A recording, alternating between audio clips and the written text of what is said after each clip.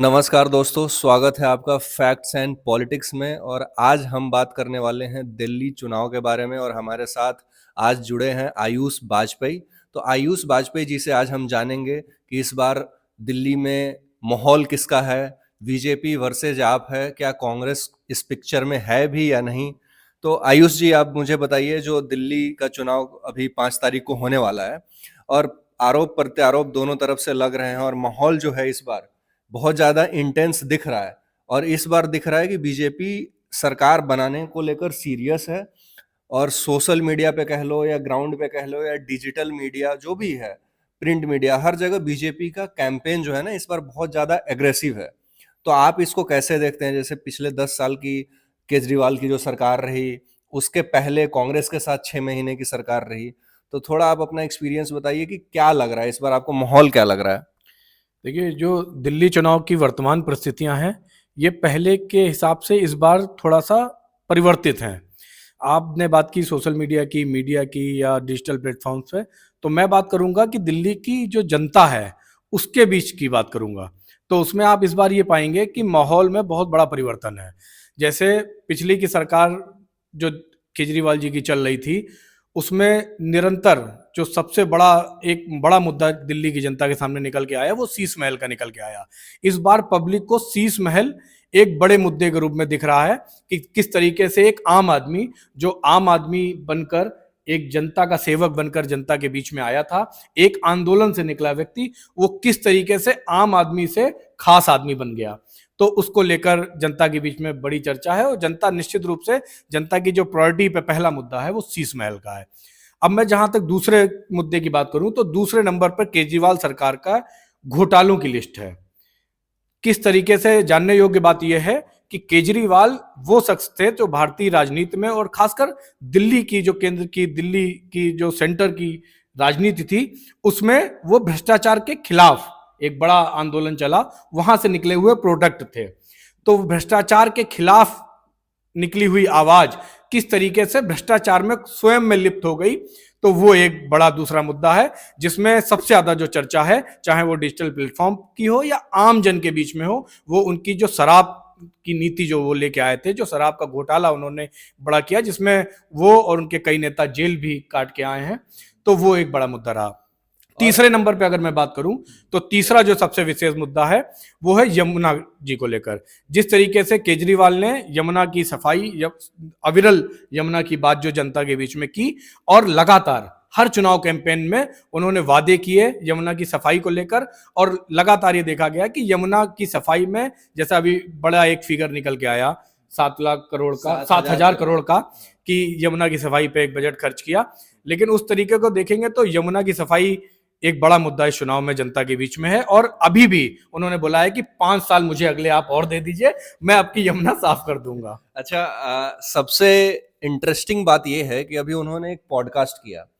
Podcast एक में podcast क्या कि जनता तो, मतलब हाँ, लोगों के बीच में चर्चा तो ये है चर्चा, कि कई सारी वो हाँ, पॉडकास्ट सुनी कई जो सारे किए। मतलब एक पॉडकास्ट ऐसा था जिसमें उनको बकायदा फैक्ट्स बताए गए कि दिल्ली सरकार के आंकड़े हैं और दिल्ली सरकार के आंकड़े ये कहते हैं कि 7,000 करोड़ यमुना की सफाई में खर्च हुए।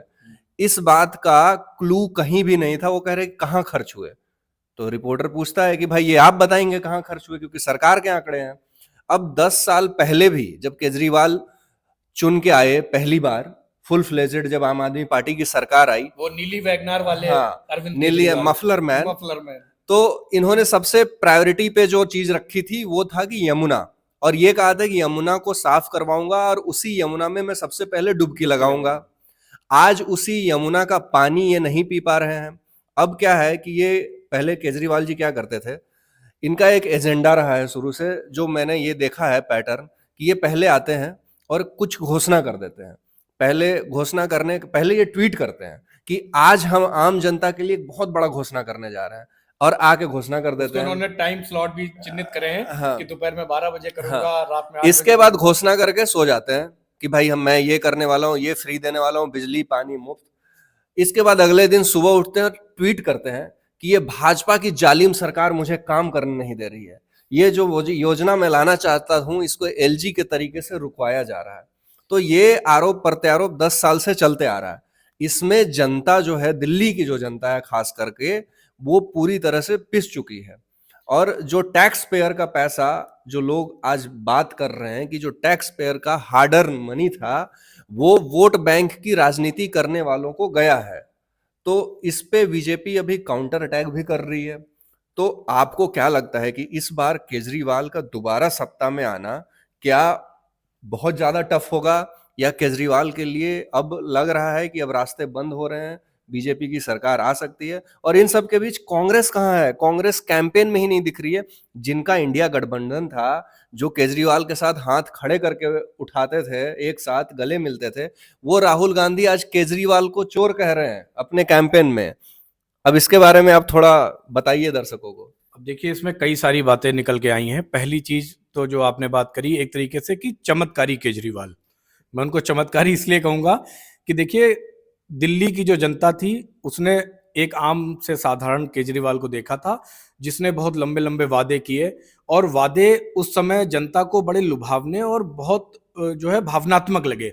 उसका बड़ा कारण था जो आपका दूसरा इस प्रश्न था इसमें कि कांग्रेस की सरकार का। तो आप देखिए कि लगातार वो 15 साल की कांग्रेस की सरकार दिल्ली में रही थी, और अब हम सबके बीच में नहीं है, शीला दीक्षित जी मुख्यमंत्री थी। और आप याद करिए, जो आपने कहा कि वो रात में उठते थे और कुछ घोषणा करके वो फिर सो जाते थे, तो उस समय उन्होंने शीला दीक्षित को एक भ्रष्टाचार के पर्याय के रूप में सिद्ध कर दिया था कि मेरे पास उनके घोटालों की लिस्ट है, मेरे पास सारे सबूत हैं, मेरे पास शीला दीक्षित का, कांग्रेस सरकार का एक काला चिट्ठा है। तो उस केजरीवाल को जनता ने जब देखा तो लगा कि हाँ, एक जेन्युइन आदमी है जो वाकई भ्रष्टाचार के खिलाफ लड़ाई लड़ रहा है। खैर, बाद में वो केजरीवाल खुद उनसे ज्यादा भ्रष्टाचारी साबित हुए, वो एक अलग की बात है। तो जनता को उस समय कांग्रेस की सरकार से जो त्रस्त जनता थी, उसको केजरीवाल में एक उम्मीद नजर आई थी।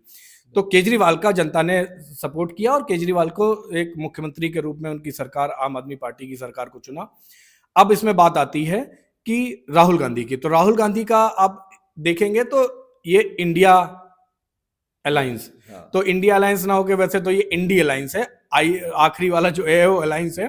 तो इंडी जो गठबंधन है, ये सब एक साथ एक मंच पर आए। और इसमें सबसे जानने योग्य बात और मजे की बात यह है कि आप याद करिए कि अभी कुछ महीनों पहले लोकसभा चुनाव के दौरान आपने देखा कि केजरीवाल जेल में थे और उनकी धर्मपत्नी के साथ सोनिया गांधी ने वो मंच शेयर किया था, और शराब नीति, शराब घोटाले का जो उनके ऊपर आरोप था केजरीवाल जी के ऊपर, उसके बाद में एक दिल्ली में बड़ी सभा हुई थी। सोनिया गांधी और इनकी जो पत्नी थी केजरीवाल जी की, वो दोनों लोग एक मंच पे थे। और आज के अभी चंद महीने बीते हैं और एक देखिए नया एक फ्रेम नजर आ रहा है कि वही राहुल गांधी, वही कांग्रेस के बड़े नेता राहुल गांधी शराब नीति को लेकर केजरीवाल पर आरोप लगा रहे हैं, और केजरीवाल को बड़ा डरपोक उन्होंने कहा अपने भाषण में। तो समझने की बात यह है कि ना कोई भी राजनीतिक रूप से चरित्र कांग्रेस का है, राहुल गांधी का है, ना ही कोई ऐसा कोई एक सटीक चरित्र केजरीवाल का बचा है। ये दोनों मौका परस्त राजनीति कर रहे हैं और अपने अपने हिसाब से दिल्ली की जनता को भ्रमित करने का और बेवकूफ बनाने का काम कर रहे हैं कि किस तरीके से सत्ता को हथियाया जाए। अब मैं बात करता हूं भारतीय जनता पार्टी की। आप भारतीय जनता पार्टी को लेकर देखेंगे तो दिल्ली, मुझे जो इस चुनाव में परिवर्तन नजर आ रहा है वो ये नजर आ रहा है कि दिल्ली की जनता एक अवसर, देश के प्रधानमंत्री और भारतीय जनता पार्टी की सरकारों के जो फ्रेम हैं, जो एक फेस हैं नरेंद्र मोदी जी, उनको एक बार चुनने का मन, जो मुझे लग रहा है जो लहर हवा सी बनी है, उसमें निश्चित रूप से दिखाई दे रहा है कि जनता अब चाहती है कि एक बार भारतीय जनता पार्टी की सरकार को मौका दिया जाए, नरेंद्र मोदी को मौका दिया जाए, और वो देखा जाए कि दिल्ली में वो आखिर अब किस तरीके से परिवर्तन कर सकते हैं और दिल्ली की जनता को इस दलदल से निकालकर और उस दलदल में कमल का फूल खिला सकते हैं। और सबसे इंटरेस्टिंग बात यह भी है कि राम मंदिर का जब उद्घाटन हुआ था, उसके पहले केजरीवाल ये बयान देते फिरते थे कि राम का नारा नहीं लगाना है, और अभी इनके एक प्रेस कॉन्फ्रेंस में बकायदा इंस्ट्रक्शन दिया जा रहा है, दूसरे बीच में मौजूद है कि राम का नारा नहीं लगाना, जय श्री राम नहीं, जय श्री राम नहीं बोलना है। और ये यही केजरीवाल थे जो राम मंदिर का विरोध किया था, स्कूल और अस्पताल बनाने की बात करते थे, लेकिन जब भव्य राम मंदिर का उद्घाटन हुआ और इतना बड़ा आयोजन हुआ जिसको पूरे विश्व ने देखा, इसके बाद इसको ये पता लग गया कि जो हिंदू है वो मेरे से कहीं छिटक न जाए, वो वोट बैंक है हमारा। हाँ, तो वो उसको सॉफ्ट हिंदुत्व की छवि इस हाँ, बार दिख रही है। इस बार क्या हुआ, केजरीवाल ने फिर आके खुद कहा कि मैं अपने माता पिता के साथ रामलला के दर्शन करने जाऊंगा, मैं ट्रेन की फ्री यात्रा अयोध्या तक करवाऊंगा। और ये वही गिद्ध है जो कुछ साल पहले तक राम मंदिर का खुलेआम विरोध करते थे, राम मंदिर को क्रिटिसाइज करते थे और बीजेपी को क्रिटिसाइज करते थे कि मतलब मंदिर वहीं बनाएंगे लेकिन तारीख नहीं बताएंगे। लेकिन जब तारीख बता दिया गया तो एक भी पॉलिटिकल पार्टी का आदमी जो विपक्षी दल में है वो वहां नहीं पहुंचा। तो इस पे ये दोगली राजनीति इन्होंने गुजरात में भी करी। ये मतलब अपॉर्चुनिस्ट की तौर पर आते हैं और इनका जो असल वोट बैंक है वो एक खास समुदाय है। खास समुदाय कहने का मतलब है कि मुस्लिम तुष्टीकरण। और ये जो फ्रीबी की राजनीति हुई थी ये किसी हिंदू को देख के नहीं हुई थी, ये फ्रीबीज की राजनीति अल्पसंख्यकों को लुभाने के लिए हुई थी, क्योंकि दिल्ली की झुग्गी झोपड़ियों में सबसे ज्यादा अल्पसंख्यक समुदाय के लोग रहते हैं। मैं कैटेगोरिकली कह रहा हूं, बहुत ज्यादा शरणार्थी रहते हैं जो बांग्लादेशी वहां पे मौजूद हैं। और इनको एक वोट बैंक में सिस्टमेटिकली तब्दील करने के लिए ये स्टेप उठाया गया था और इनके एक खास वर्ग के वोटर हैं। तो इन्हीं के वोटर के मतलब लुभाने के लिए ये तरह तरह के वादे लाते आए हैं, फ्रीबीज के वादे लाते आए हैं, जो हम और आप जैसे टैक्स पेयर अपने पैसे से कटवा रहे हैं, टैक्स कटवा रहे हैं और लोगों को फ्रीबीज ये पार्टियां बांट रही हैं।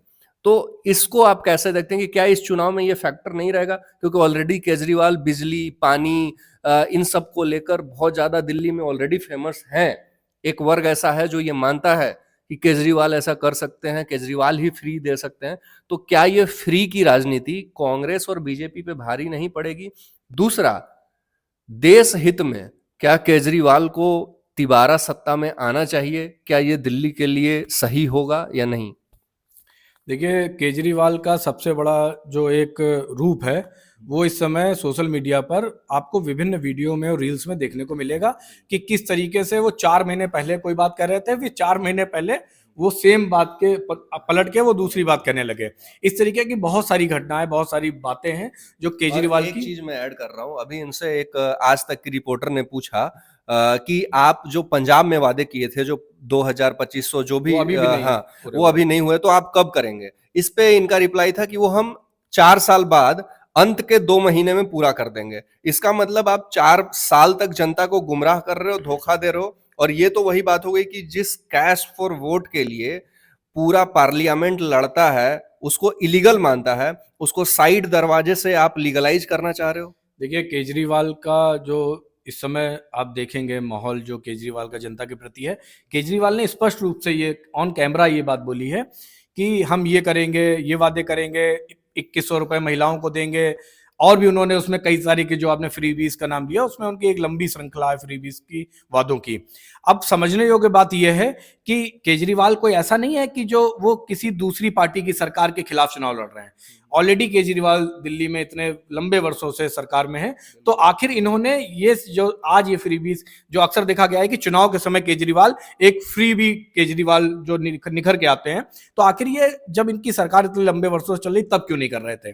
अब इसमें दूसरी बात निकल के आती है कि केजरीवाल जो फेमस है वो एलजी पे आरोप लगाने को लेकर है। जी एलजी काम नहीं करने दे रहा है, एलजी हमको निर्णय नहीं लेने दे रहा है, एलजी हमको जनता के हित में कोई भी काम नहीं करने को रोकते हैं, टोकते हैं। अब मैं कुछ दिल्ली वासियों के बीच में अभी विगत दिनों में था, तो एक बात मुझे निश्चित रूप से समझ आई। दिल्ली वासियों का ये बात कहना है कि आप महिलाओं को बस में फ्री यात्रा दे रहे हैं तो एलजी नहीं रोकता, आप तीर्थाटन करा रहे हैं बुजुर्गों को तो आपको एलजी नहीं रोकता, आप बहुत सारी चीज हैं आपने बताते हैं कि हमने मोहल्ला क्लिनिक बनाए तब आपको एलजी ने नहीं रोका।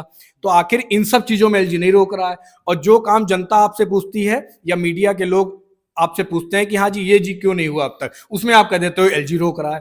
तो आखिर ये पहेली क्या है? इसको वाकई अभी तक लोग नहीं समझ पा रहे हैं कि क्या पहेली है कि जो काम आपने ऑलरेडी कर दिए उसमें आपको एलजी ने नहीं रोका, और जो काम आप नहीं कर पाते हो जनता पूछ रही है, जैसे यमुना की सफाई नहीं की तो जी एलजी ने हमें नहीं करने दी। आपने कहते हैं कि हम बड़े अस्पताल बनाएंगे, जी क्यों नहीं, एलजी ने नहीं करने दी है। सड़कों की हालत आप देखिए, बोले एलजी नहीं करने दी। अब आपने जो बुनियादी मुद्दों की मैं बात करूंगा कि दिल्ली की जो एक बड़ी समस्या है उसमें पहली समस्या है कि दिल्ली की आप किसी भी लक्ष्मी नगर से लेकर और आप द्वारका तक इस पूरे दिल्ली के किसी भी क्षेत्र में जाएंगे तो किसी भी मोहल्ले में, कॉलोनी में आप घुसेंगे तो आप देखेंगे तारों का एक बड़ा जंजाल है। मतलब वहां के रहने वाले लोगों के लिए एक जिंदगी पे खतरा बना हुआ है, लटकते हुए तारों का पूरा एक जाल बना हुआ है। ये पहली समस्या। दूसरी, दिल्ली की सबसे बड़ी समस्या जो बन के आई है वो गंदी नाले और सीवर का पानी। हर जगह आपको वो जल भराव, गंदा पानी वो दिखेगी। तीसरा, मैं तो आपसे कहता हूं कि आप दिल्ली में थोड़ा सा घूम के देखिए, आपको जगह जगह रोड के किनारे कूड़ा, डिवाइडर पे कूड़ा, प्लास्टिक बोतलें, मतलब आपको दिल्ली में ऐसा लगेगा कि ये देश की राजधानी हाँ, है। यही चीज मैं कहना चाह रहा था कि आपको भारत की जो राजधानी है, भारत का दिल कहा जाता है दिल्ली को, और इतनी मुख्य जगह है, वहां पर केजरीवाल के ये पिछले 10 सालों में क्या स्थिति हो गई दिल्ली की, आप देखिए कि तार, गंदा पानी, नाले और सीवर का पानी, गंदी नालियों में पानी गंदा भरा हुआ है, प्लास्टिक जाम है, जगह जगह पर डिवाइडर पे, सड़क किनारे कूड़ा, गंदगी पड़ी हुई है। अच्छा, अब तक तो जी कहते थे कि वो एमसीडी हमारे पास नहीं है, हे दिल्ली की जनता हमको एमसीडी दे दीजिए, हम देखिए पूरी दिल्ली को चमका देंगे। अब एमसीडी भी माननीय केजरीवाल जी के पास आ गई, अब आखिर वो किसको दे देंगे? तो मेरा बताने का औचित्य केवल ये है कि जो काम जनता केजरीवाल से पूछ रही कि हाँ जी आपने क्यों नहीं किया, तो सर जी का एक जवाब होता है कि जी एलजी नहीं करने दे रहा। जो काम आप कर रहे हो वो आखिर एलजी करने दे रहा है। तो ये बड़ी चीजें हैं, केजरीवाल को समझने के लिए आपको केजरीवाल की मनोस्थिति और उनको थोड़ा सा सर्च करना पड़ेगा। फिलहाल मुझे लगता है कि दिल्ली की जनता बार बार बेवकूफ बनने वाली नहीं है। तो अब केजरीवाल जी अब चुनाव प्रचार अपने अंतिम दौर में है, अब केजरीवाल जी क्या करते हैं केजरीवाल पर डिपेंड करेगा।